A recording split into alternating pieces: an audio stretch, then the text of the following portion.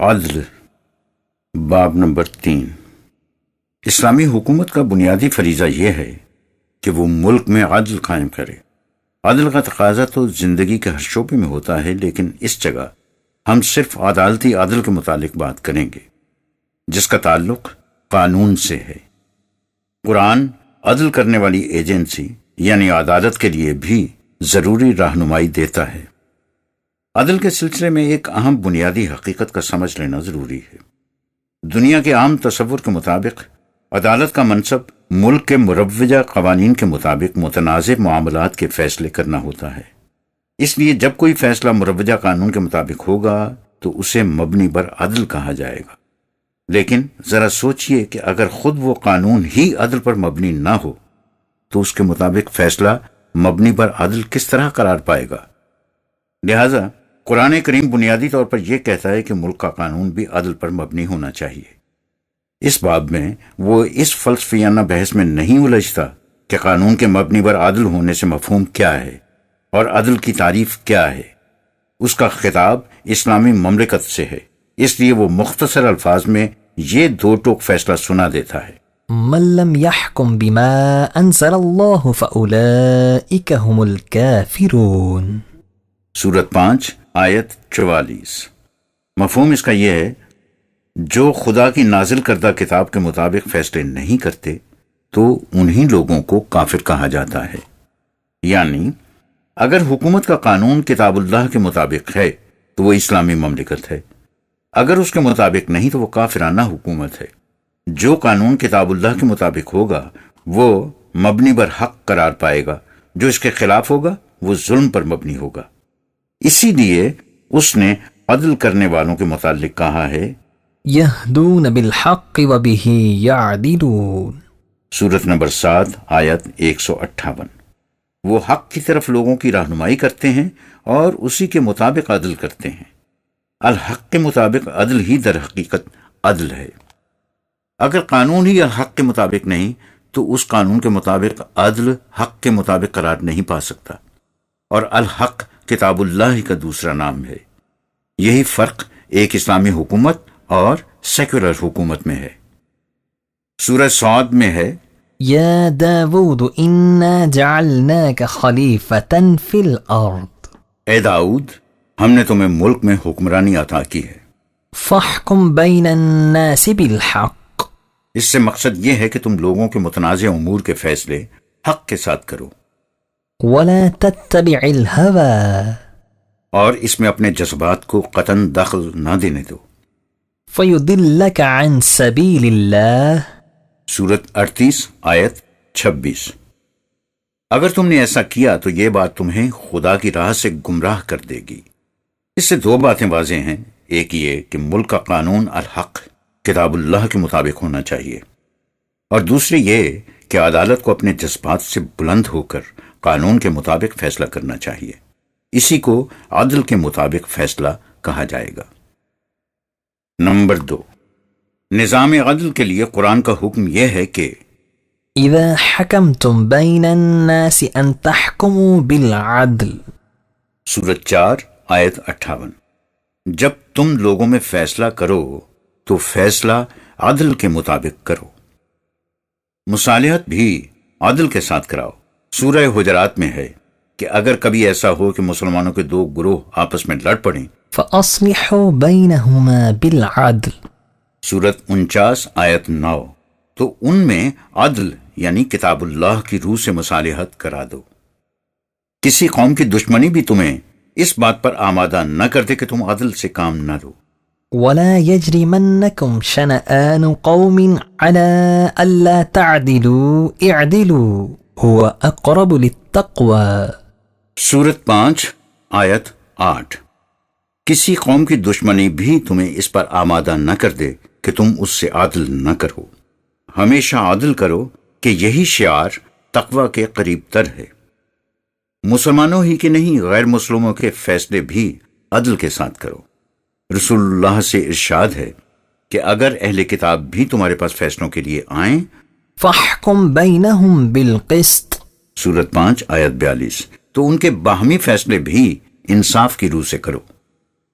رسول اللہ صلی اللہ علیہ وسلم سے کہا گیا کہ ہم نے تمہاری طرف یہ کتاب حق کے ساتھ نازل کی ہے، سو تم لوگوں کے فیصلے اس کتاب کے مطابق کرو اور ان کے جذبات اور خواہشوں کے پیچھے مت چلو۔ فاحكم بينهم بما أنزل الله ولا تتبع أهواءهم۔ سورت 5 آیت 48۔ الکتاب یعنی ضابطۂ قوانین خدا بندی، اس ضابطۂ قانون کو نافذ کرنے کے لیے قوت، حکومت اور میزان عدل، یہ ہیں اسلامی حکومت کے بنیادی عناصر۔ جیسا کہ پہلے بھی بتایا جا چکا ہے، سورہ حدید میں ان گوشوں کو بڑی وضاحت سے بیان کیا گیا ہے۔ ارشاد ہے، لقد أرسلنا رسلنا بالبينات وأنزلنا معهم الكتاب والميزان ليقوم الناس بالقسط وأنزلنا الحديد فيه بأس شديد ومنافع للناس وليعلم الله من ينصره ورسله بالغيب إن الله قوي عزيز۔ سورت 57 آیت 25۔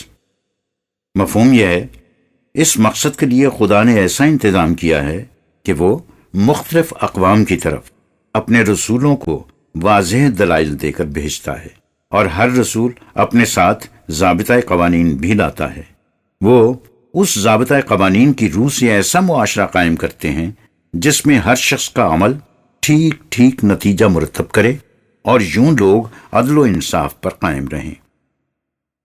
اس معاشرے کے استحکام کے لیے اس نے ضابطۂ قوانین کے ساتھ شمشیر خارا شگاف فولاد بھی نازل کی ہے، جس میں بڑی سختی ہوتی ہے، اور چونکہ یہ سختی عدل و انصاف کے نظام کے قیام اور مظلوموں کی حفاظت کے کام آتی ہے، اس لیے یہ نوع انسان کے لیے مضرت رساں ہونے کے بجائے بڑی منفعت بخش ہوتی ہے۔ اس سے یہ بھی ظاہر ہو جاتا ہے کہ وہ کون سے وفا شیار بندے ہیں جو اس نظام خداوندی کی مدد کرتے ہیں جو اس کے رسولوں کے ہاتھوں متشکل ہوتا ہے، حالانکہ اس کے درخشندہ نتائج ہنوز مریض شکل میں ان کے سامنے نہیں آئے ہوتے، اور وہ اپنے یقین محکم کی بنا پر اس کی خاطر ہر قسم کی قربانیاں کرتے ہیں۔ یوں خدا کا وہ نظام جو اپنے اندر غلبہ اور قوت رکھتا ہے ان لوگوں کے ہاتھوں متشکل ہوتا ہے۔ عدل کرنے میں اپنوں اور بیگانوں میں کوئی تمیز نہ کرو، رشتہ داری کے تعلقات، امیر اور غریب کی حیثیت، حتیٰ کہ اپنی ذات کے مفاد وغیرہ، ان میں سے کوئی چیز بھی عدل پر اثر انداز نہیں ہونی چاہیے۔ فیصلہ حق کے مطابق کرو، خواہ وہ خود تمہاری اپنی ذات کے خلاف ہی کیوں نہ کی جائے۔ سورہ انعام میں ہے، وَإِذَا قُلْتُمْ فَاعْدِلُوا وَلَوْ كَانَ ذَا قُرْبَى۔ سورت 6 آیت 153۔ تم جب بھی کوئی بات کرو عدل و انصاف کی روح سے کرو، خواہ وہ متعلقہ شخص تمہارا رشتہ دار ہی کیوں نہ ہو۔ عدل کا مدار شہادت پر ہوتا ہے، اور شہادت کے بارے میں قرآن کریم نے ایک ایسا بلند معیار مقرر کیا ہے جس کی نظیر شاید ہی کہیں اور ملے۔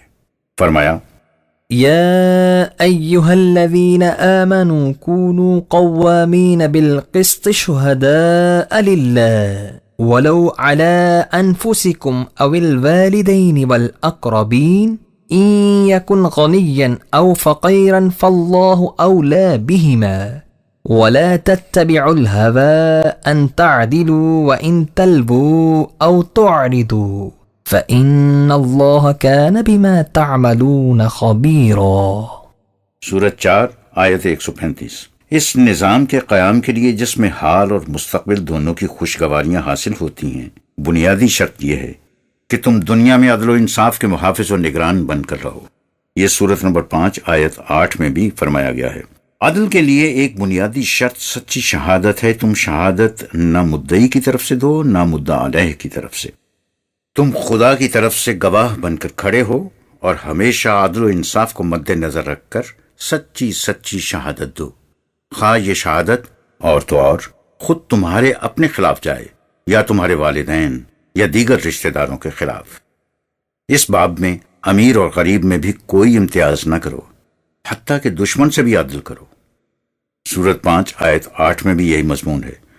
تم زیادہ حق و صداقت سے ہٹ کر ان کے خیر خواہ مت بنو، خدا کو ان کی خیر خواہی کی زیادہ فکر ہے۔ اس کا خیال رکھو کہ تمہارے جذبات کہیں عدل کی راہ میں حائل نہ ہو جائیں۔ نہ کوئی پیچدار بات کرو، نہ شہادت دینے سے پہلو تہی کرو۔ یاد رکھو، اللہ کا قانون مکافات تمہارے تمام اعمال، جذبات و رجحانات تک سے اچھی طرح واقف ہے۔ جیسا کہ پہلے کہا جا چکا ہے، قرآن میں عدل و احسان کا حکم ہے۔ سورت 7 آیت 29 اور سورت 16 آیت 90۔ عدل یہ ہے کہ مجرم کو اس کے جرم کی سزا دی جائے، اور احسان یہ کہ اس جرم کی وجہ سے مظلوم یعنی مستغیث کو جو نقصان ہوا ہے اس کو پورا کیا جائے۔ لہٰذا عدل یہی نہیں کہ مجرم کو سزا دی جائے، عدل کا یہ تقاضا بھی ہے کہ مستغیث کے نقصان کی تلافی کی جائے۔ یہ اسلامی مملکت کی اولین ذمہ داری ہے۔ تفصیل اس کی ذرا آگے چل کر ملے گی۔ عدل کے متعلق اصولی احکام۔ مجرم کا تعاقب کر کے اسے قانون کے مطابق سزا دینا حکومت کا فریضہ ہے۔ اسے قصاص کہتے ہیں۔ اسی میں قوم کی زندگی کا راز پوشیدہ ہے۔ اس میں چھوٹے اور بڑے کی کوئی تمیز نہیں ہوگی۔ سورہ بقرہ میں ہے، يا أيها الذين آمنوا كتب عليكم القصاص في القتلى الحر بالحر والعبد بالعبد والأنثى بالأنثى فمن عفي له من أخيه شيء فاتباع بالمعروف وأداء إليه بإحسان ذلك تخفيف من ربكم ورحمة فمن اعتدى بعد ذلك فله عذاب علیم۔ سورہ بقرہ یعنی سورت نمبر 2 آیت 178۔ مفہوم یہ ہے، اے جماعت مومنین، تم پر یہ فریضہ عائد کیا جاتا ہے کہ قاتل کو اس کے جرم کی سزا دی جائے، یعنی اسے خود معاشرہ یا نظام کے خلاف جرم سمجھا جائے، افراد متعلقہ کے خلاف نہیں۔ سزا کے سلسلے میں عدل اور مساوات کے بنیادی اصولوں کو ہمیشہ مد نظر رکھنا چاہیے، یعنی اس میں بڑے اور چھوٹے کی کوئی تمیز نہیں ہوگی۔ سوال مقتول کی یا قاتل کی پوزیشن کا نہیں، اصل سوال تقاضۂ عدل کا ہے، جس کی روح سے ہر انسانی جان یکساں قیمت رکھتی ہے۔ مثلا اگر قاتل آزاد مرد ہے تو وہی آزاد مرد سزا پائے گا، اگر قاتل غلام ہے تو اسی غلام کو سزا دی جائے گی، اگر وہ عورت ہے تو اس کا عورت ہونا اسے سزا سے نہیں بچا سکے گا، اسے بھی سزا بھگتنی پڑے گی۔ جرم قتل کی 2 صورتیں ہو سکتی ہیں، قتل بالارادہ یعنی قتل عمد، یا سہون نادانستہ قتل۔ اول الذکر کی صورت میں سزائے موت ہے، زر فدیہ نہیں، یا جرم کی نوعیت کے لحاظ سے انتہائی سزا سے کمتر کوئی اور سزا، جیسا کہ سورت نمبر 4 آیت نمبر 93 میں بتایا گیا۔ لیکن سزا کو جرم کی حد سے بڑھ نہیں جانا چاہیے۔ سورت 42 آیت 40 اور سورت 17 آیت 33 میں بھی یہی مضمون بیان کیا گیا ہے۔ لیکن اگر قتل عمدن نہیں کیا گیا، یوں ہی سہون ہو گیا ہے، تو اس صورت میں یعنی سورت 4 آیت 92 کے مطابق دیت معاوضہ کی سزا دی جائے گی۔ اس دیت کی رقم سے اگر مقتول کا وارث برضا و رغبت کچھ چھوڑنا چاہے تو اسے اس کا اختیار دیا گیا ہے، جیسا کہ سورت نمبر 17 آیت نمبر 33 میں فرمایا گیا۔ اس صورت میں مجرم کے لیے ضروری ہے کہ جو کچھ طے ہو گیا ہے اس کی پابندی کرے اور حسن کارانہ انداز سے اس کی ادائیگی کرے، یعنی قتل سہو کی سزا مقرر کرنے میں تمہارے نشو و نما دینے والے کی طرف سے قانون میں رعایت رکھ دی گئی ہے، تاکہ اس سے تم سب کی صلاحیتیں مناسب نشو و نما پاتی رہیں۔ لیکن جو شخص اس طرح کے معاملے طے ہو جانے کے بعد زیادتی کرے تو اسے سخت سزا دی جائے گی۔ اس سے واضح ہے کہ قتل کی صورت میں مصالحت صرف قتل خطا یعنی سہون قتل میں ہو سکتی ہے، قتل عمد میں نہیں۔ قتل عمد میں مجرم کو سزا دی جائے گی۔ یہی قانون قصاص ہے جس کے متعلق کہا، وَلَكُمْ فِي الْقِصَاصِ حَيَاةٌ يَا أُولِي الْأَلْبَابِ لَعَلَّكُمْ تَتَّقُونَ۔ سورہ بقرہ سورت 2 آیت 179۔ مفہوم یہ ہے، اگر تم سطحی جذبات سے ہٹ کر عقل و فکر کی روح سے غور کرو گے تو تم پر یہ حقیقت واضح ہو جائے گی کہ قصاص کے قانون میں تمہاری اجتماعی زندگی کا راز پوشیدہ ہے۔ اس سے تم لاقانونیت کے خطرات سے محفوظ رہ سکو گے۔ جرم کی سزا خود مجرم بھگتے گا، کوئی دوسرا نہیں، نہ ہی کوئی بے گناہ کسی دوسرے کے جرم کی پاداش میں پکڑا جائے گا۔ ہر بوجھ اٹھانے والا اپنا بوجھ خود اٹھائے گا۔ ولا تكسب كل نفس إلا عليها ولا تزر وازرة وزر أخرى. سورت نمبر 6 آیت نمبر 165. مفہوم یہ ہے جو کرے گا وہی بھرے گا اور کوئی بوجھ اٹھانے والا کسی دوسرے کا بوجھ نہیں اٹھائے گا. نظام عدل ایسا ہونا چاہیے جس میں کوئی شخص مجرم کو کچھ فائدہ نہ پہنچا سکے، نہ ہی کسی کی سفارش قبول کی جا سکے، نہ ہی مجرم سے کچھ لے کر اسے چھوڑ دیا جائے، نہ ہی کوئی اس کی سزا سے بچنے کے لیے مدد کر سکے.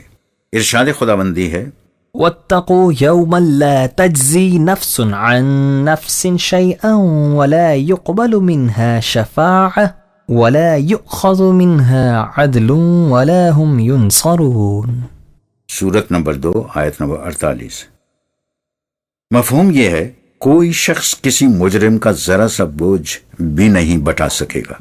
ہر ایک کو اپنے کیے کی سزا خود بھگتنا پڑے گی، جیسا کہ سورت نمبر 6 اور آیت نمبر 165 میں بھی فرمایا تھا.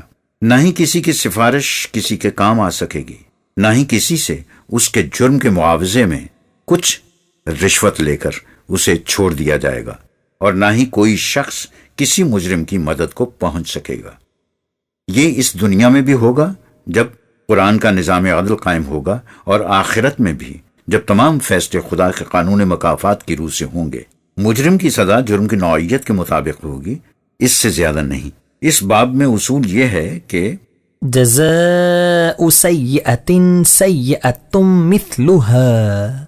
یہ سورت نمبر 42 آیت نمبر 40 ہے. مفہوم یہ ہے سزا بمطابق جرم. اس اصول کی تائید و وضاحت متعدد دیگر آیات میں کی گئی ہے جس کے حوالوں پر اکتفا کیا جاتا ہے، یعنی سورت نمبر 2 آیت نمبر 194، سورت نمبر 10 آیت نمبر 27، سورت نمبر 16 آیت نمبر 126، سورت نمبر 22 اور آیت نمبر 60، سورت نمبر 40 آیت نمبر 40. مجرم میں اگر اصلاح کا امکان ہو تو اسے معاف بھی کیا جا سکتا ہے. فمن عفا واصلح فاجره على الله. سورت نمبر 42 آیت نمبر 40.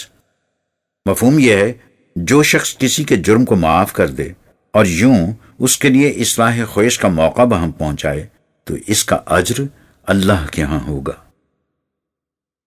جرم ثابت ہونے سے پہلے ملزم کو بے گناہ سمجھا جائے گا اور اس کے متعلق نیک ظن رکھا جائے گا. لہذا تفتیش کے دوران ملزم پر کسی قسم کی زیادتی کرنا یا اسے قصوروار تصور کر لینا اسلامی ضابطے کے خلاف ہوگا. اس عرصے میں اس کی حیثیت ایک بے گناہ انسان کی سی ہوگی. سورہ نور میں عہد رسالت مآب صلی اللہ علیہ وسلم کی کسی خاتون کے متعلق ایک واقعے کا ذکر ہے جس میں کہا گیا ہے کہ بعض فتنہ پردازوں نے اس عفت مآب کے خلاف تہمت تراشی اور اس افواہ کو معاشرے میں پھیلا دیا. قرآن کریم نے اس کا سخت نوٹس لیا اور مسلمانوں سے کہا کہ شرپسندوں نے تو یہ افواہ اڑائی ہی تھی، لیکن تمہیں کیا ہو گیا کہ تم نے بھی اسے بلا تحقیق و تفتیش صحیح باور کر لیا. تم نے جب ایسی بات سنی تھی تو حسن ظن سے کام لینا چاہیے تھا اور تمہارا پہلا رد عمل یہ ہونا چاہیے تھا. هذا افق مبین. سورت 24 آیت 12. وهذا بہتان عظیم. سورت 24 آیت نمبر 16. یہ صریح بہتان ہے، یہ بہت بڑا افترا ہے. اس سے یہ اصول مستنبت ہوتا ہے کہ کسی کے خلاف کوئی الزام عائد کیا جائے تو جب تک جرم ثابت نہ ہو جائے ملزم کو مجرم نہیں سمجھ لینا چاہیے اور تحقیق سے پہلے اس کے متعلق حسن ظن سے کام لینا چاہیے. کسی فعل کو قانوناً جرم قرار دینے سے پہلے جو کچھ ہو چکا ہو اس پر مواخذہ نہیں ہوگا. بالفاظ دیگر قانون کو کسی سابقہ تاریخ سے نافذ نہیں کیا جائے گا. الا ما قد سلف. سورت نمبر 4 آیت نمبر 23. جو پہلے ہو گیا سو ہو گیا اس کا اصول ہے. نیز سورت نمبر 2 آیت نمبر 275 اور سورت نمبر 5 آیت نمبر 95 بھی ملاحظہ کی جائے. وہی فعل جرم کہلائے گا جو بالارادہ سرزد ہو. سورہ احزاب میں ہے وَلَيْسَ عَلَيْكُمْ جُنَاحٌ فِي مَا أَخْطَأْتُمْ بِهِ وَلَكِنْ مَا تَعَمَّدَتْ قُلُوبُكُمْ. سورت نمبر 33 آیت نمبر 5. بھول چوک سے کوئی لغزش ہو جائے تو وہ جرم نہیں، ہاں، جو کام دل کے ارادے سے کیا جائے وہ قابل مواخذہ ہے۔ اگر کسی سے جہالت سے کوئی غلط قدم اٹھ جائے اور وہ اس کے بعد تائب ہو تو اسے معاف کیا جا سکتا ہے۔ سورت نمبر 6 آیت نمبر 54 میں یہ مفہوم ادا کیا گیا ہے۔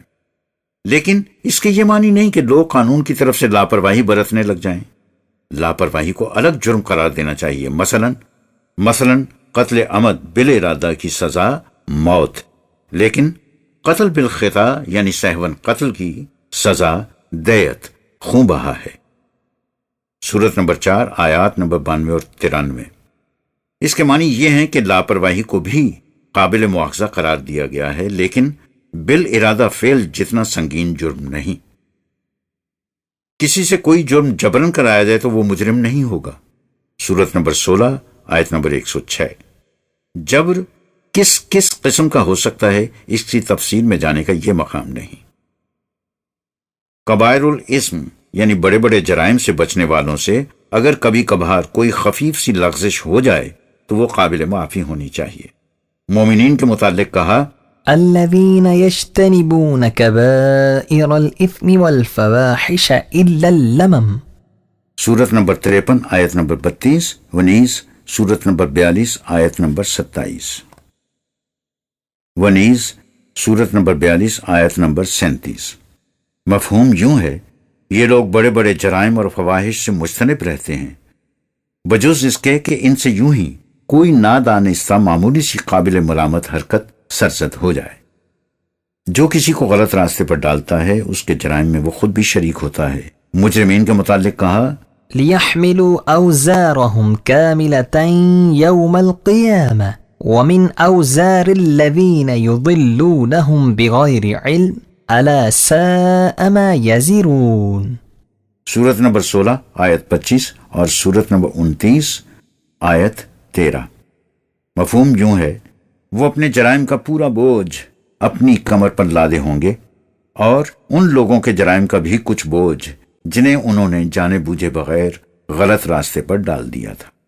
اسی طرح خود جرم کر کے اسے دوسرے کے سر تھوپنے والا دوہرے جرم کا مرتکب ہوتا ہے۔ وَمَن يَكْسِبْ خَطِيئَةً أَوْ إِثْمًا ثُمَّ يَرْمِ بِهِ بَرِيئًا فَقَدِ احْتَمَلَ بُهْتَانًا وَإِثْمًا مُبِينًا۔ سورت نمبر 4 آیت نمبر 112۔ مفہوم یوں ہے، جو شخص جرم یا خطا کا مرتکب تو خود ہو اور اسے تھوپ دے کسی دوسرے بے گناہ کے سر، تو سوچو کہ یہ کتنا سنگین جرم ہے۔ اس طرح اس نے اپنے اوپر دوہرا بوجھ لاد لیا، ایک تو اس جرم کا بوجھ جو اس نے خود کیا تھا اور دوسرا اس بہتان کا بوجھ جو اس نے دوسرے پر لگایا۔ سزا کا فیصلہ کرتے وقت مجرم کے ماحول، تربیت، ذہنیت، نفسیاتی حالات کو پیش نظر رکھنا ضروری ہے۔ یہ وجہ ہے کہ لونڈی کے جرم زنا کی سزا آزاد عورت سے نصف رکھی گئی ہے، سورت 4 آیت 25، اور ازواج رسول اللہ کے لیے سزا دگنی، سورت 33 آیت 30۔ واضح رہے کہ یہ اس زمانے کا ذکر ہے جب عرب معاشرے میں غلام اور لونڈیاں ہوا کرتی تھیں۔ قرآن کریم نے غلامی کا دروازہ بند کر دیا، اس لیے اب لونڈیوں کا سوال نہیں رہا، نہ ہی ازواج رسول اللہ کا سوال۔ اس قسم کی آیات سے ایسے اصول مستنبط کیے جا سکتے ہیں جو ہمارے معاشرے کے حالات پر منطبق ہوں۔ سیئات کو حسنات سے دور کیا جائے، اس کے معنی یہ ہیں کہ معاشرے میں فضا ایسی پیدا کی جائے جس سے لوگ از خود جرائم سے مجتنب رہیں۔ ان الحسنات یذہبن السیئات۔ سورت نمبر 11 آیت نمبر 114، نیز سورت نمبر 23 آیت نمبر 96، سورت نمبر 28 آیت نمبر 54۔ قرآن کریم کا عالمگیر اصول ہے جس سے مراد یہ ہے کہ سیئات یعنی برائیوں کا ازالہ حسنات یعنی بھلائیوں کے ذریعے کرنا چاہیے۔ یہ اصول بڑا جامع اور نہایت خوشگوار انقلاب لانے کا ذریعہ ہے، لہذا جرم کی سزا دیتے وقت معاشرے کی عام حالت کا پیش نظر رکھنا بھی ضروری ہے۔ عدل سے مقصد صرف مجرموں کو سزا دینا ہی نہیں بلکہ مظلوم کے نقصان کو پورا کرنا بھی ہے۔ اس ضمن میں قرآن مجید میں جرم قتل کو مثال کے طور پر پیش کیا جاتا ہے۔ مقتول تو اس دنیا سے چلا جاتا ہے، لیکن اس سے اس کے وارثوں کو جو نقصان پہنچتا ہے اس کی تلافی بھی ضروری ہے۔ اس سلسلے میں کہا من قتل مظلوما فقد جعلنا لوليه سلطانا. سورت نمبر 17 آیت نمبر 33، جو شخص بے گناہ مارا جائے تو نظام خداوندی اس اقتدار کی بنا پر جو اسے حاصل ہے اس کے وارثوں کا پشت پناہ بنے گا۔ اس مثال سے ایسا اصول مستنبط کیا جا سکتا ہے جس کا اطلاق اسی قسم کے تمام واقعات پر ہو سکے۔ جہاں تک مظلوم کا نقصان پورا کرنے کا تعلق ہے، اس باب میں مظلوم مدعی ہوگا اور حکومت مدعا علیہ، اس لیے کہ حکومت کا فریضہ یہ ہے کہ وہ اپنی حدود کے اندر بسنے والے افراد کی جان، مال، عزت، آبرو، ہر شے کی حفاظت کرے۔ لہذا اگر کسی شخص کا نقصان اس کی اپنی غفلت یا لاپرواہی سے نہیں ہوا تو اس کی تلافی حکومت کے ذمہ ہوگی، اور اس نقصان میں مالی یا جسمانی نقصان ہی شامل نہیں، ذہنی اور قلبی اذیت بھی اس میں شامل ہے، کیونکہ حکومت افراد معاشرہ کو اس کی ضمانت دیتی ہے کہ لا خوف عليهم ولا هم يحزنون. سورت نمبر 2 آیت نمبر 38، نہ ان پر کسی قسم کا خوف ہوگا نہ حزن۔ خوف میں طبعی نقصان شامل ہوگا اور حزن میں ذہنی اور قلبی اذیت۔ حکومت اپنی ہر ذمہ داری کے لیے اسی طرح عدالت کے سامنے جواب دہ ہوگی جس طرح افراد معاشرہ۔ اور تو اور اسلامی حکومت کے سب سے پہلے سربراہ حضور نبی اکرم صلی اللہ علیہ وسلم کی زبان مبارک سے یہ اعلان کرایا گیا، انی امرت ان اکون اول من اسلم. سورت نمبر 6 آیت نمبر 14، مجھے حکم دیا گیا ہے کہ میں سب سے پہلے قوانین خداوندی کے سامنے سر تسلیم خم کروں۔ انی اخاف ان عصیت ربی عذاب یوم عظیم. سورت نمبر 6 آیت نمبر 15، اگر میں بھی ان قوانین خداوندی کی خلاف ورزی کروں تو سزا سے نہیں بچ سکتا۔ اس لیے قانون سے مستثنا نہ حکومت قرار پا سکتی ہے اور نہ ارباب حکومت میں سے کوئی، حتیٰ کہ سربراہ مملکت بھی نہیں۔ جرائم کے سلسلے میں قرآن کا فلسفہ یہ ہے کہ ہر جرم کا اثر مجرم کی اپنی ذات پر پڑتا ہے، اس لیے سب سے پہلے مجرم خود اپنے خلاف جرم کرتا ہے۔ ومن یکسب اثما فانما یکسب علی نفسہ. سورت نمبر 4 آیت نمبر 111، مفہوم یہ ہے جو شخص کوئی جرم کرتا ہے وہ خود اپنی ذات کے خلاف جرم کا مرتکب ہوتا ہے، یعنی اس کا پہلا اثر خود اس کی اپنی ذات پر پڑتا ہے۔ جرم کا یہ اثر عدالت کی سزا سے نہیں مٹ سکتا۔ بعض جرائم ایسے ہیں جن کا اثر مجرم کی ذات تک محدود رہتا ہے، دوسروں کا اس سے نقصان نہیں ہوتا، مثلا نگاہ کی خیانت اور دل کے برے ارادے، جیسا کہ سورت نمبر 40 آیت نمبر 19 میں ارشاد فرمایا گیا۔ یہ جرائم عدالت کے احاطۂ اقتدار میں نہیں آ سکتے، لیکن ایسے جرائم جن کا اثر ان کے مرتکب کی ذات تک ہی محدود کیوں نہ ہو، مثلا منشیات کا استعمال، لیکن اگر انہیں قانون نے جرم قرار دیا تو یہ عدالت کے احاطۂ اقتدار میں آ جائیں گے۔ عدالت کے احاطۂ اقتدار میں وہی جرائم آ سکتے ہیں جو مجرم سے عملاً سرزد ہوئے ہوں، مثلا کوئی شخص کسی کے ہاں چوری کرنے کا ارادہ کرتا ہے لیکن اسے اس کا موقع نہیں ملتا تو اس ارادے کا اثر تو اس کی ذات پر پڑے گا، لیکن وہ قانون کی نگاہ میں مجرم قرار نہیں پائے گا۔ قرآن کریم نے جو کہا ہے کہ خدا کے قانون مکافات کی نگاہ انسان کے دل میں گزرنے والے خیالات تک پر بھی ہوتی ہے، تو اس کا مطلب یہی ہے کہ ایسا شخص عدالتی قانون کی نگاہ میں تو مجرم قرار نہیں پاتا، لیکن خدا کے قانون مکافات کی روح سے مجرم قرار پا جاتا ہے۔ اسی لیے وہ انسان کے خیالات اور ارادوں کی اصلاح پر زور دیتا ہے۔ اگر انسان کے ارادوں کی اصلاح ہو جائے تو جرم سرزد ہی نہیں ہو سکتے۔ اسلامی مملکت کا فریضہ ہے کہ وہ جرم کے فلسفے کی تعلیم اس طرح عام کرے کہ افراد معاشرہ ہر قسم کی غلط رفی اور قانون شکنی کے نقصانات کو علی وجہ البصیرت محسوس کریں۔ سورہ نساء کی آیات یعنی سورت نمبر 4 کی آیات 107 112 بڑی بصیرت افروز ہیں اور معاشرے سے جرائم ختم کرنے کے لیے نہایت مؤثر تدابیر کی حامل۔ حقیقت یہ ہے کہ خدا کے قانون مکافات عمل اور حیات بالآخرت پر دلائل و براہین کی روشنی میں ایمان بہت بڑی اصلاحی قوت ہوتا ہے۔ سزا کے سلسلے میں یہ امر ملحوظ رہنا چاہیے کہ قرآن کریم نے جو سزائیں خود ہی تجویز کر دی ہیں وہ ان جرائم کی انتہائی سزائیں ہیں اور ان معاشرتی اور معاشی حالات کے پیش نظر تجویز کی گئی تھیں جو اس زمانے میں عام تھے۔ یہ سزائیں انہی جیسے حالات میں دی جائیں گی۔ اگر حالات وہ نہ رہیں تو پھر ان میں اسلامی حکومت حالات کے مطابق تبدیلی کر سکتی ہے۔ اس کی ایک نظیر خود قرآن کریم میں موجود ہے۔ اسلامی مملکت کے خلاف بغاوت کی سزا قتل کرنا یا سولی چڑھانا یا ہاتھ پاؤں کاٹ دینا یا جلا وطن کر دینا یا نظر بند کر دینا ہے۔ سورت نمبر 5 آیت نمبر 33۔ متعدد سزائیں تجویز کرنے کا مطلب یہ ہے کہ جس قسم کے حالات ہوں ان کے مطابق سزا دی جائے۔ قرآن کی تجویز کردہ سزائیں منسوخ نہیں، نہ ہی انہیں کوئی منسوخ کر سکتا ہے، لیکن وہ مشروط بحالات ہیں، اور جن جرائم کی سزائیں اس نے خود تجویز نہیں کی ان کی سزائیں اسلامی حکومت مقرر کرے گی۔ وہ حکومت اس کا بھی فیصلہ کرے گی کہ معاشرتی احکام میں سے کون کون سے احکام تعزیری قوانین کی فہرست میں شامل کیے جا سکتے ہیں۔ نمبر 9، بدنی سزائیں۔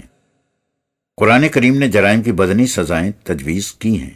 قید بطور سزا کا ذکر قرآن میں نہیں۔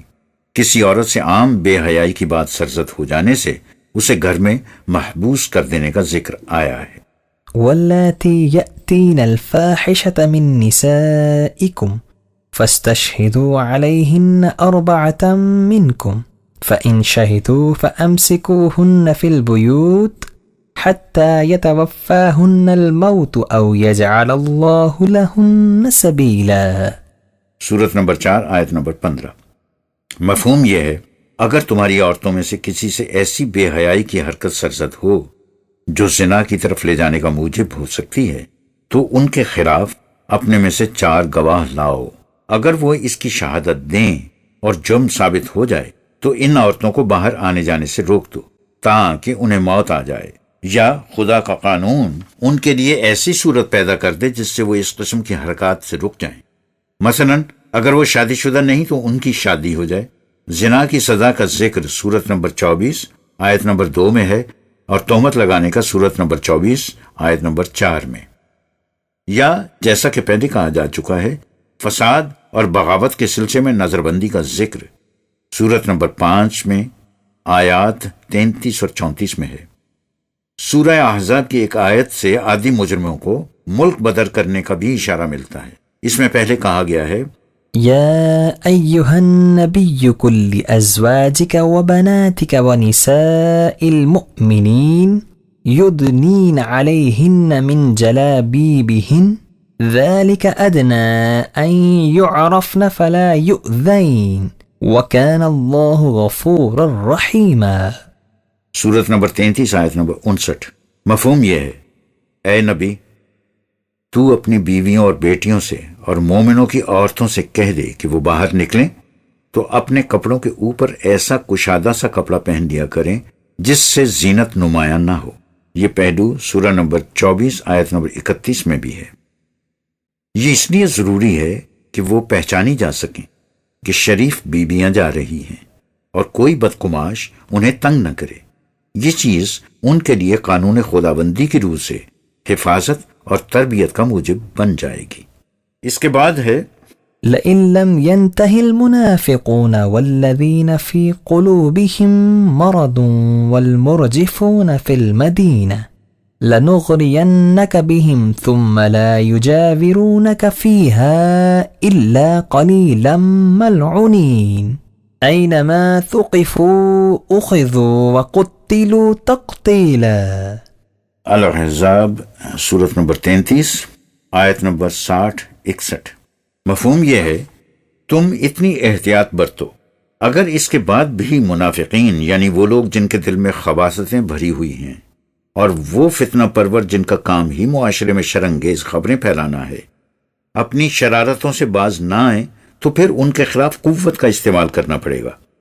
اس سے یہ لوگ کچھ عرصے بعد یہاں سے دور ہو جائیں گے اور ان تمام مراعات سے محروم کر دیے جائیں گے جو انہیں اسلامی مملکت کے شہری ہونے کی حیثیت سے حاصل ہیں۔ اگر یہ اس پر بھی اپنی سرکشی سے باز نہیں آئیں گے تو جہاں کہیں بھی ہوں گے انہیں گرفتار کیا جائے گا اور سختی سے قتل کیا جائے گا۔ اس میں ثم لا يجاورونك فيها إلا قليلا سے اس کا اشارہ ملتا ہے کہ انہیں شہر یا ملک بدر کر دیا جائے گا۔ شہادت پر عدل کے ساتھ قائم رہو۔ سورہ مائدہ میں ہے يا أيها الذين آمنوا كونوا قوامين لله شهداء بالقسط۔ سورت نمبر 5 آیت نمبر 8۔ مفہوم یہ ہے، اے جماعت مومنین، تم عدل کی شہادت دینے کے لیے، عدل کو قائم رکھنے کے لیے محکم طور پر کھڑے ہو جاؤ، اور ایسا کچھ کسی مفاد یا ذاتی مقصد کے لیے نہیں، بلکہ محض اللہ کی خاطر کرو۔ اس نے مومنین کی خصوصیت یہ بتائی ہے، والذین هم بشہاداتہم قائمون۔ سورت نمبر 70 آیت نمبر 33۔ مفہوم یہ ہے، وہ اپنی شہادتوں پر قائم رہتے ہیں۔ بات ہمیشہ انصاف کی کرو، خواہ اس کی زد خود تمہارے اپنے اوپر ہی کیوں نہ پڑے، یا تمہارے والدین اور دیگر اعزاء پر۔ اس میں امیر اور غریب میں بھی فرق نہ کرو، جذبات کو غالب نہ آنے دو، موڑ توڑ کر بات نہ کرو، شہادت دینے سے پہلو تہی نہ کرو، اور تم نہ مدعی کی طرف سے گواہ بن کر جاؤ نہ مدعا علیہ کی طرف سے، صرف خدا کے لیے گواہ بن کر گواہی دو۔ يا أيها الذين آمنوا كونوا قوامين بالقسط شهداء لله ولو على أنفسكم أو الوالدين والأقربين إن يكن غنيا أو فقيرا فالله أولى بهما فلا تتبعوا الهوى أن تعدلوا وإن تلبوا أو تعرضوا فإن الله كان بما تعملون خبيرا۔ سورت نمبر 4 آیت نمبر 135۔ مفہوم یہ ہے، اس نظام کے قیام کے لیے جس میں حال اور مستقبل دونوں کی خوشگواریاں حاصل ہوتی ہیں، بنیادی شرط یہ ہے کہ تم دنیا میں عدل و انصاف کے محافظ و نگران بن کر رہو۔ سورت نمبر 5 اور آیت نمبر 8 میں بھی یہ مضمون ہے۔ عدل کے لیے ایک بنیادی عنصر سچی شہادت ہے۔ تم شہادت نہ مدعی کی طرف سے دو نہ مدعا علیہ کی طرف سے، تم خدا کی طرف سے گواہ بن کر کھڑے ہو، اور ہمیشہ عدل و انصاف کو مد نظر رکھ کر سچی شہادت دو، خواہ یہ شہادت اور تو اور خود تمہارے اپنے خلاف جائے یا تمہارے والدین یا رشتہ داروں کے خلاف۔ اس باب میں امیر اور غریب میں بھی کوئی امتیاز نہ کرو، حتیٰ کہ دشمن سے بھی عدل کرو۔ یہ مضمون سورت 5 آیت 8 میں دیا گیا تھا۔ تم زیادہ حق و صداقت سے ہٹ کر ان کے خیر خواہ مت بنو، خدا کو ان کی خیر خواہی کی زیادہ فکر ہے۔ اس کا خیال رکھو کہ تمہارے جذبات کہیں عدل کی راہ میں حائل نہ ہو جائیں۔ نہ ہی کوئی پیچ دار بات کرو، نہ شہادت دینے سے پہلو تہی کرو۔ یاد رکھو، اللہ کا قانون مکافات تمہارے اعمال، جذبات اور رجحانات تک سے اچھی طرح واقف ہے۔ شہادت چھپاؤ نہیں۔ ولا تكتموا الشهادة۔ یہ سورہ بقرہ یعنی سورت نمبر 2 اس کی آیت 283 ہے۔ نہ ہی جھوٹ اور سچ کو ملا کر شہادت دو۔ ولا تلبسوا الحق بالباطل۔ یہ بھی سورہ بقرہ کی آیت 42 ہے۔ نہ ہی جھوٹی گواہی دو۔ مومنین کی خصوصیت یہ بتائی گئی ہے کہ لا يشهدون الزور۔ سورت نمبر 25 آیت نمبر 71، وہ کبھی جھوٹی شہادت نہیں دیتے۔ شہادت اسی کی ہے جسے ذاتی طور پر علم ہو۔ ارشاد خداوندی ہے، ولا تقف ما ليس لك به علم ان السمع والبصر والفؤاد كل اولئك كان عنه مسؤولا۔ یہ سورت نمبر 17 آیت نمبر 36۔ اور یاد رکھو، جس بات کا تمہیں ذاتی طور پر علم نہ ہو، جس کی خود تحقیق نہ کر لو، اس کے پیچھے مت لگو۔ ذاتی تحقیق کے معنی یہ ہیں کہ تم اپنی سماعت و بصارت یعنی حواس کے ذریعے معلومات حاصل کرو، اور پھر ان معلومات کی بنا پر خود سے فیصلہ کرو، اور اس طرح صحیح نتیجے پر پہنچو۔ ان میں سے اگر ایک کڑی بھی گم ہو گئی تو تمہاری تحقیق ناقص رہ جائے گی۔ سوچو کہ اس باب میں تم پر کتنی بڑی ذمہ داری عائد ہوتی ہے، اس لیے کہ خدا نے تمہیں صاحب اختیار و ارادہ بنایا ہے، مجبور مشین نہیں بنایا، اور اس اختیار کے استعمال کے لیے ذرائع علم و تحقیق عطا کر دیے ہیں۔ ان سے کام نہ لینے والا اپنی ذمہ داری سے جی چراتا ہے۔ جب گواہوں کو طلب کیا جائے تو وہ حاضری سے انکار نہ کریں۔ ولا يأبى الشهداء اذا ما دعوا۔ سورت نمبر 2 آیت نمبر 282۔ دوسری طرف اس کی بھی تاکید کی گئی، ولا يضار كاتب ولا شهيد۔ سورت نمبر 2 آیت نمبر 282۔ مفہوم یہ ہے، نہ دستاویز لکھنے والے کو کسی قسم کی اذیت پہنچائی جائے اور نہ ہی گواہ کو۔ گواہوں کی صداقت میں اگر شبہ گزرے تو عدالت دوسرے گواہ طلب کر سکتی ہے۔ فإن عثر على أنه مستحق إثما فآخران يقومان مقامهما من الذين استحق عليهم الأوليان فيقسمان بالله لشهادتنا أحق من شهادتهما وما اعتدينا إنا إذا لمن الظالمين ذلك أدنى أن يأتوا بالشهادة على وجهها أو يخافوا أن ترد أيمان بعد أيمانهم واتقوا الله واسمعوا واللہ لا يهدي القوم الفاسقین۔ سورت نمبر 5 آیت 107 اور 108۔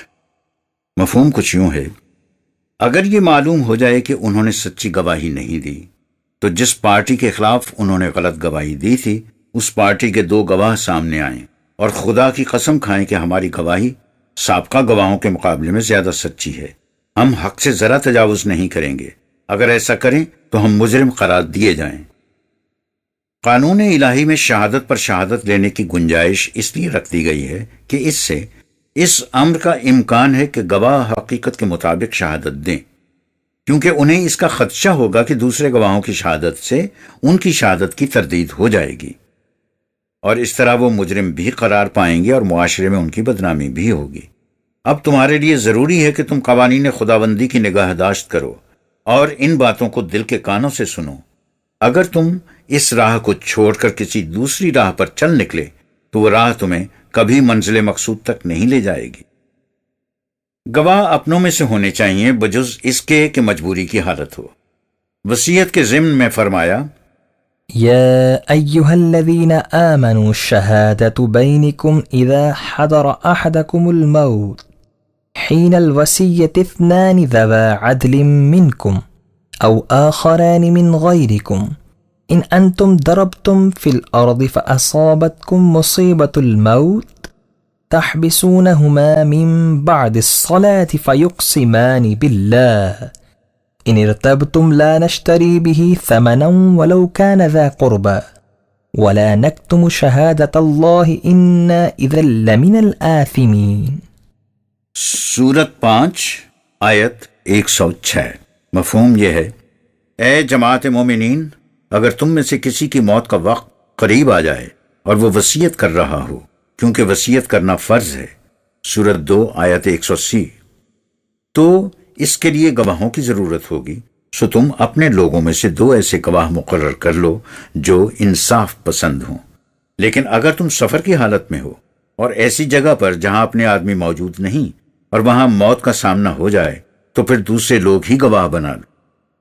پھر جب ان کی شہادت کی ضرورت پڑے تو تمہارے جج انہیں صلات کے بعد مسجد میں ٹھہرا لیں، کیونکہ وہی تمہاری عدالت گاہ ہے۔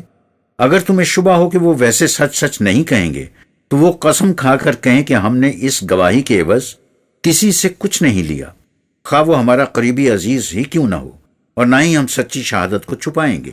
اگر ہم ایسا کریں گے تو ہم مجرم ہوں گے۔ لین دین کے معاملے میں تحریر کے لیے 2 مرد گواہ، اور اگر 2 مرد نہ ملیں تو 1 مرد اور 2 عورتیں۔ اس ضمن میں قرآن کریم نے جزئی ہدایات تک نہایت تفصیل سے دی ہیں۔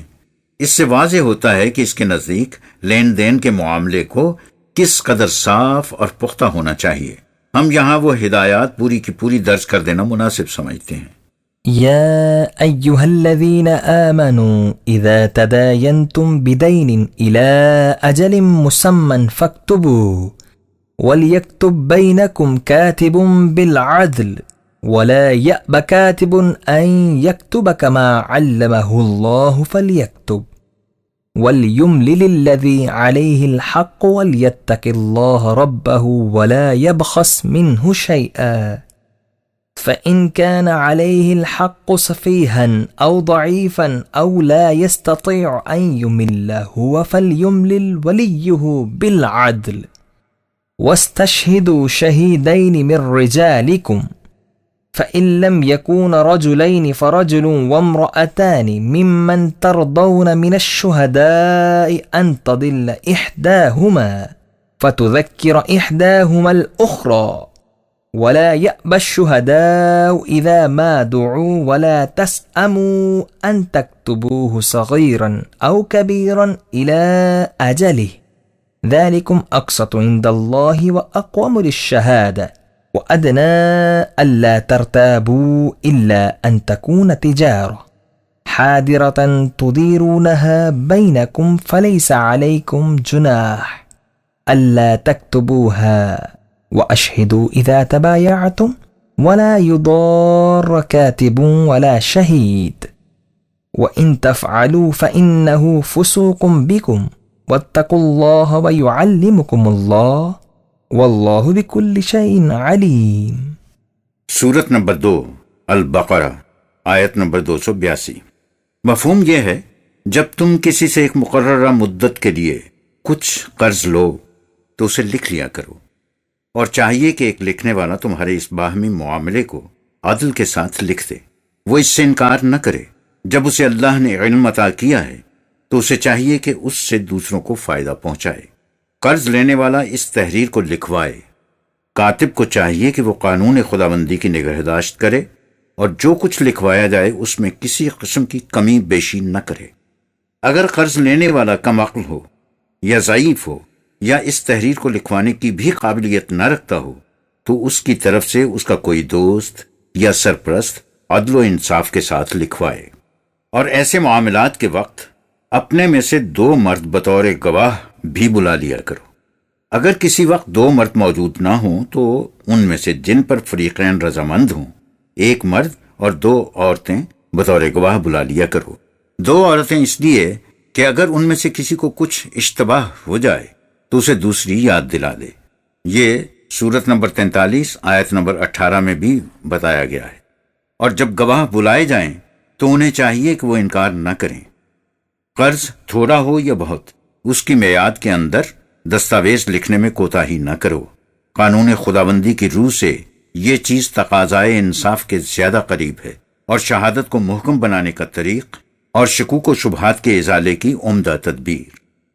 لیکن اگر تم آپس میں کوئی دست بدست سودا کرو جس کے لیے تم عام طور پر لین دین کرتے رہتے ہو تو اس میں کچھ حرج نہیں کہ اسے تم ضبط تحریر میں نہ لاؤ۔ البتہ ایسی خرید و فروخت کے وقت بھی گواہ ضرور رکھ لیا کرو۔ یہ بھی یاد رکھو کہ کاتب یا گواہ کو کسی قسم کا نقصان نہیں پہنچنا چاہیے۔ اگر تم ایسا کرو گے تو یہ قانون الہی سے سرتابی ہوگی اور تم ہر معاملے میں قانون خداوندی کی نگہداشت کرو۔ اللہ تمہیں ان قوانین کا وحی کے ذریعے علم عطا کرتا ہے اور وہ ہر شے کا علم رکھتا ہے۔ اس کے بعد ہے وَإِن كُنتُمْ عَلَى سَفَرٍ وَلَمْ تَجِدُوا كَاتِبًا فَرِهَانٌ مَقْبُودَةٌ فَإِنْ أَمِنَ بَعْضُكُمْ بَعْضًا فَلْيُؤَدِّ الَّذِي اؤْتُمِنَ أَمَانَتَهُ وَلْيَتَّقِ اللَّهَ رَبَّهُ وَلَا تَكْتُمُوا الشَّهَادَةَ وَمَنْ يَكْتُمْهَا فَإِنَّهُ آثِمٌ قَلْبُهُ وَاللَّهُ بِمَا تَعْمَلُونَ عَلِيمٌ۔ سورت نمبر 2 آیت نمبر 283۔ مفہوم یوں ہے اگر تم حالت سفر میں ہو اور تمہیں کاتب نہ مل سکے تو قرض لینے والے کی کوئی چیز بطور ضمانت اپنے پاس رکھ لو، اور اگر تم ایک دوسرے پر اعتماد کرو تو جس شخص پر اعتماد کیا گیا ہے اسے چاہیے کہ اپنی امانت کو پوری دیانت سے واپس کر دے اور اس طرح اپنے نشو و نما دینے والے کے قانون کی نگہداشت کرے۔ اور تم شہادت کو کبھی نہ چھپاؤ۔ جو ایسا کرتا ہے تو اگر لوگوں کو اس کا پتہ نہ بھی چلے اور وہ ان میں معتبر بنا رہے پھر بھی اس کا نفس ضرور مجرم ہوتا ہے اور اس کی ذات کی نشو و نما کی قوتیں مضمحل ہو کر رہ جاتی ہیں، اس لیے کہ خدا کے قانون مکافات سے تو کوئی بات چھپی نہیں رہ سکتی، اسے ہر بات کا علم ہوتا ہے۔ 2 عورتوں کی ضرورت کے متعلق قرآن نے خود ہی بات واضح کر دی ہے، یعنی یہ کہ اگر ایک عورت بھول جائے یا کنفیوزڈ ہو جائے تو دوسری عورت اسے یاد دلا دے۔ اس سے 2 باتیں واضح ہیں۔ پہلی یہ کہ اس زمانے میں عورتوں کی حالت ایسی تھی کہ وہ جہالت کی وجہ سے دوسرے کا تو ایک طرف خود اپنا معاملہ بھی وضاحت سے بیان نہیں کر سکتی تھیں۔ سورت نمبر 43 آیت نمبر 18۔ اور چونکہ انہیں اجتماعی امور میں حصہ لینے کے مواقع نہیں دیے جاتے تھے اس لیے عدالت کے سامنے ان کا پریشان ہو جانا کچھ مستعبد نہیں تھا۔ دوسری عورت کی ضرورت اس وقت لاحق ہوتی تھی جب پہلی عورت کچھ بھول جائے یا اسے الجھاؤ پیدا ہو جائے۔ اگر پہلی عورت کی حالت ایسی نہ ہو تو پھر نہ دوسری عورت دخل دے سکتی ہے نہ اس کی گواہی کی ضرورت پڑتی ہے۔ اس سے واضح ہے کہ ایک مرد کے عوض دو عورتیں بطور گواہ پیش نہیں ہوتی تھیں، بلکہ گواہی ایک ہی کی کافی سمجھی جاتی تھی، بشرطے کہ وہ عدالت میں آ کر گھبرا نہ جائے۔ اس سے ظاہر ہے کہ عورت کو محض عورت ہونے کی جہت سے مردوں کے مقابلے میں ناقص الاعتبار قرار نہیں دیا گیا، صرف عورت کی اس مخصوص حالت کو ملحوظ رکھا گیا ہے۔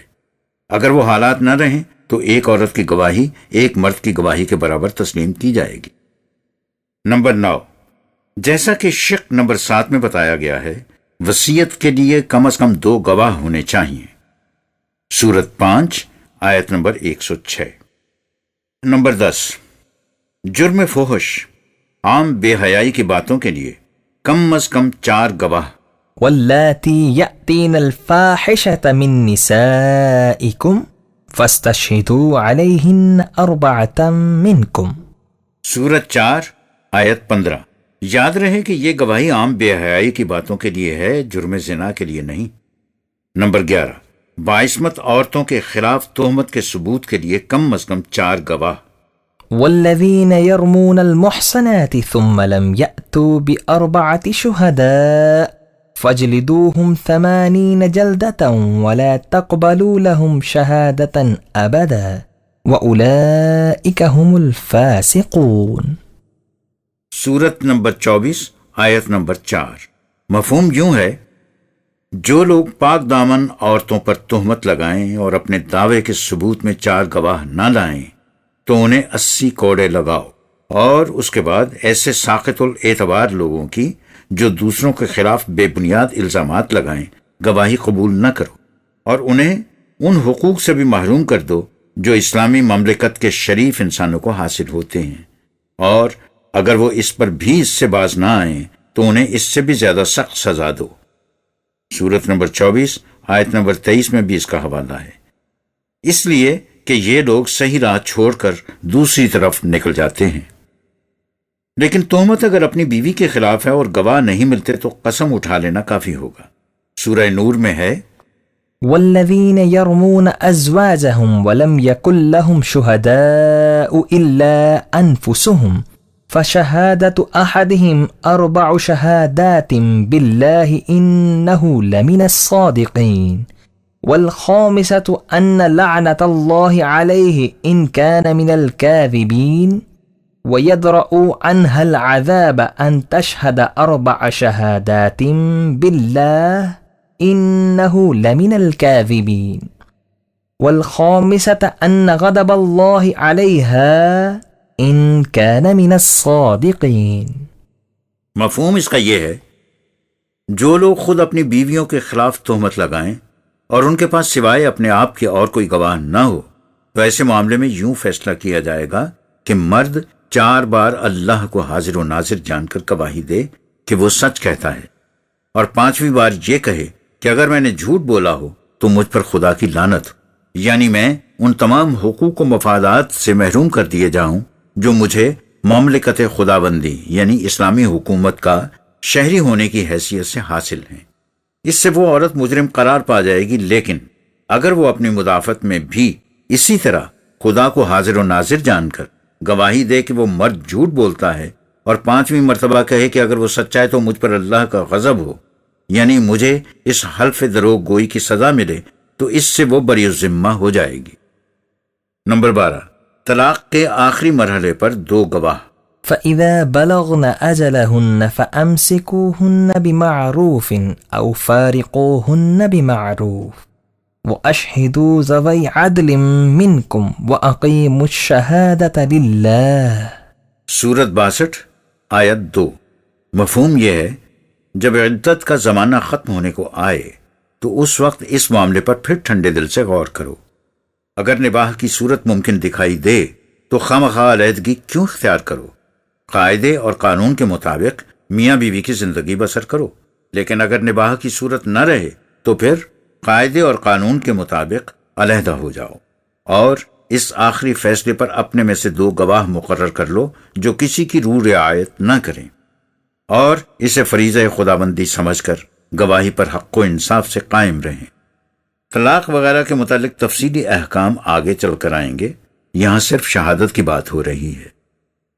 نمبر 13، گرد و پیش کے واقعات و حوادث سے استنباط شہادت سرکمسٹینشل ایویڈنس، جیسا کہ حضرت یوسف علیہ السلام کے خلاف اتہام کے سلسلے میں قمیص کے واقعے سے استنباط کیا گیا تھا، وہ گواہ واقعے کا عینی شاہد نہیں تھا، لیکن اس نے کہا یہ تھا إن كان قميصه قد من قبل فصدقت وهو من الكاذبين وإن كان قميصه قد من دبر فكذبت وهو من الصادقين فلما رأى قميصه قد من دبر قال إنه من الكيدكن إن كيدكن عظيم۔